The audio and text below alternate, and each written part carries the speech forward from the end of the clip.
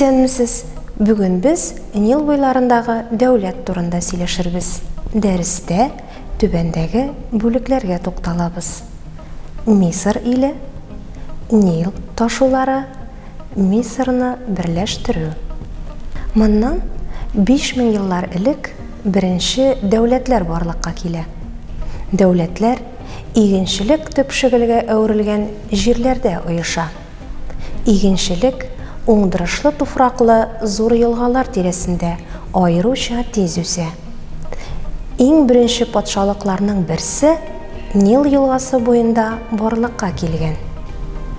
Төньяк Көнчыгыш Африкада чиксез зур чүлләр җәелгән. Шушы җирләр буйлап дөньяның иң зур елгаларының берсе Нил ага. Аның озынлыгы 1200 километрны тәшкил итә. Нил елгасын лотос чәчәгенә тиңлиләр. Үзән җирдә сабагы, Урта диңгезгә кыйганда елга зур тармакларга бүленә һәм дельта ясый. Бу чәчәк өлешен хәтерләтә. Нил агымы үз юлында куркынычлы таш киртәләргә, бусагаларга очрый. Нилдан ерак кымнар арасында сирәк кенә яшел утрауларны, оазисларны күрергә мөмкин. Мондый урыннарда җир астыннан бәреп чыккан чишмәләр тирәсендә пальмалар һәм куаклар үсә. Иң зур оазис Фаюм булган. Нил елгасының беренче бусагасыннан алып Урта диңгезгә кадәрге аралыкта урнашкан ил Мисыр дип атала. Мисыр Нилның бүләге дигәннәр борынгылар. Җәй башында анда каты яңгырлар ява. Тау түбәләрендәге карлар эри. Су ташкыннары туфракны ашый-ашый елгага ыргыла.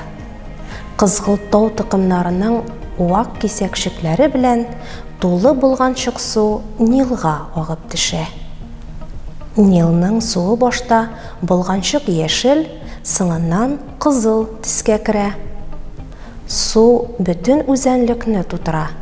Сусаган җирләрне терелткән Нил үзе белән үзәнлеккә ләм алып килә. Һәр елның июлендә Нилда ташу башлана. Июльдән ноябрьгә кадәр Нилның ташу чоры Ахент, ноябрьдән мартка кадәр үсү, яшелләнү чоры Перет, марттан июльгә корылык чоры Хема дип йөртелә. Бары тик ноябрьдә генә Нилның сулары үз юлына кайткан һәм ул яңадан үтә күренмәле зәңгәр төсне алган. Нил ярларында урманнар булмаган, ләкин 2-3 кеше биеклегендәге папируслар үскән. Папирусны мисырлылар бик актив кулланганнар. Кәүсәсеннән балчык белән сылап алачык һәм көймәләр ясаганнар. Юка чыбыклардан сандаллар, яшь чыбыкларны ризык итеп тә кулланганнар. Юка сабаклардан язу әсбаплары ясаганнар. Мисырда яңгырлар булмый диярлек. Барча тереклек сусаудан хәлсезләнгән вакытта су арта башлый. Мисырлылар түбәнлекләрне артык судан саклау өчен балчыктан өеп дамбалар ясаганнар. Кырларда суны саклау өчен игенчеләр плотиналар ясаганнар, каналлар казыганнар. Бу авыр хезмәт күп көч таләп иткән. Шуңа игенчеләр общиналарга берләшкәннәр, общиналар номнарга. Бу кичкенә патшалыклар саны 40-ка якын булган. Алар үзара сугышып торганнар. Һәр кем күршесен яулап алырга омтылган. Нәтиҗәдә 2 зур патшалык барлыкка килгән. Нилның түбән агымында, дельтада Төньяк Мисыр урнашкан, үрге агымында Көньяк Мисыр. Көньяк Мисыр патшасы озын шлемга охшаган ак таҗ кигән. Төньяк Мисыр патшасының таҗы кызыл төстә булган. Арты бераз калкып торган.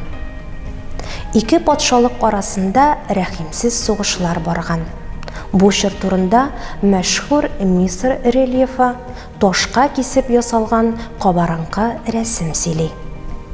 Анда Көньяк Мисыр таҗын кигән патша үзенең дошманына кизәнгән итеп сурәтләнгән. Аста качып баручы дошманнар күрсәтелгән.